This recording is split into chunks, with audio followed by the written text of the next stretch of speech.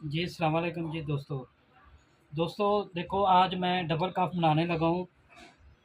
पिछले दिनों एक दोस्त ने बनाया था, तो मैंने कहा था कि ये एक तरफ से कपड़ा नज़र आएगा और एक तरफ से ये देखें, एक छोटा पीस है, एक बड़ा है।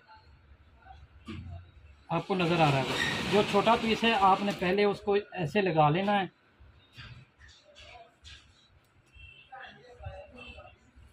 उसके बाद बड़ा पीस आपने ऐसे रखना है उसको बराबर, और यहाँ पर पिल्सन का निशान लगा लें। लगाने के बाद ऐसे आपने चिपका देना है। ये ये बड़ी साइड है, ये छोटी साइड है, और छोटी के आगे बड़ी आपने ऐसे निशान लगा के इसको लगा लेना है।